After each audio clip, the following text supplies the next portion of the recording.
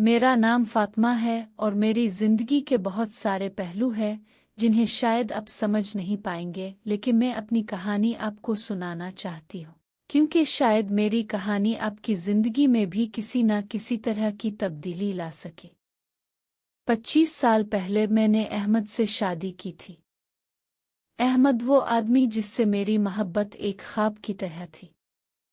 मैं हमेशा सोचती थी कि इसकी जिंदगी में मेरा होना ये कोई ख़ास बात है। शादी के इब्तिदाई साल बहुत खूबसूरत थे। हमारे दरमियान मोहब्बत, इज्जत और एक दूसरे का ख्याल रखने का जज्बा था। कभी किसी बात पर इख्तिलाफ नहीं हुआ क्योंकि हम दोनों एक दूसरे की ज़रूरियात को समझे हुए थे। लेकिन फिर एक दिन कुछ अजीब सा होने लगा। शुरू में मुझे एहसास नहीं हुआ, लेकिन जब दिन गुजरते गए तो कुछ ना कुछ बदले बदले से हालात नजर आने लगे। हम दोनों एक दूसरे से दूर होते जा रहे थे और मुझे नहीं समझ आ रहा था कि क्या हो रहा है। अहमद, जो कभी मेरे हर दुख दर्द को समझता था, अब इतना दूर क्यों हो गया था। वो भी इतना बदल चुका था कि मुझे लगता था जैसे वो मेरा शौहर नहीं, किसी अजनबी की तरह था। कभी कभी ऐसा लगता था जैसे इसके दिल में कोई और जगह बना ली हो और वो मुझे अपना हिस्सा समझने के बजाय बस मेरी मौजूदगी से बेजार हो। इसकी खामोशी, इसकी बेतवज्जोही और उसकी बातों का सर्द रवैया मुझे हर दिन बेचैन कर रहा था। मैंने कई बार कोशिश की कि हम बैठकर बात करें, लेकिन जब मैंने बात करने की कोशिश की, वो हमेशा मेरी बातों को नज़रअंदाज कर देता जैसे कुछ था ही नहीं। वो हमेशा यही कहता, सब कुछ ठीक है, तुम बस ज्यादा सोच रही हो। लेकिन मैं जानती थी कि ये सब कुछ ठीक नहीं है। मेरे दिल में एक खला था, एक ऐसी कमी जो पूरा नहीं हो रहा था। मैं चाहती थी कि वो मुझे समझे, लेकिन वो मुझे एक अजनबी की तरह नजर आने लगा था। फिर एक दिन मैंने फैसला किया कि मुझे इस मसले का हल निकालना होगा। मैंने अपने आप से वादा किया कि मैं खामोश नहीं रहूंगी।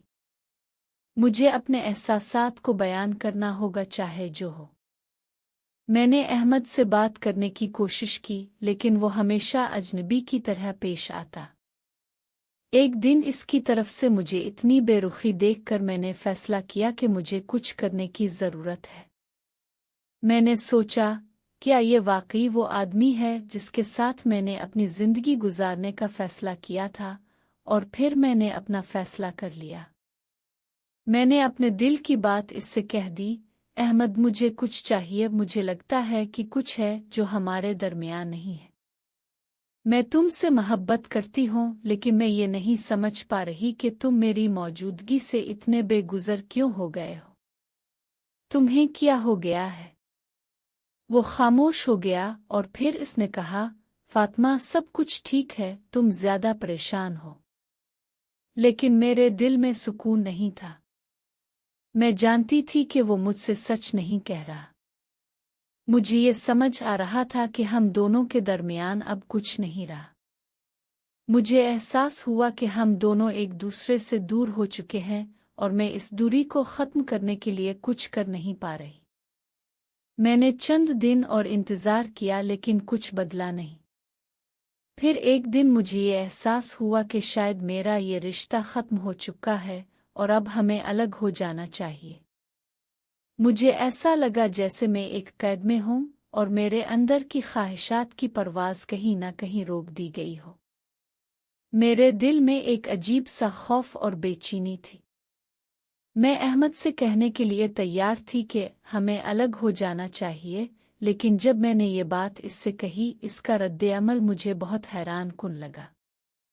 इसने मेरी बातों को सुनकर कहा, अगर तुम्हें लगता है कि तुम्हें किसी और से सुकून मिलेगा तो मैं तुम्हें नहीं रोक सकता। मैं एक लम्हे के लिए शश-ओ-पंज में पड़ गई। क्या यह हकीकत है? क्या वो मुझे छोड़ने के लिए तैयार था?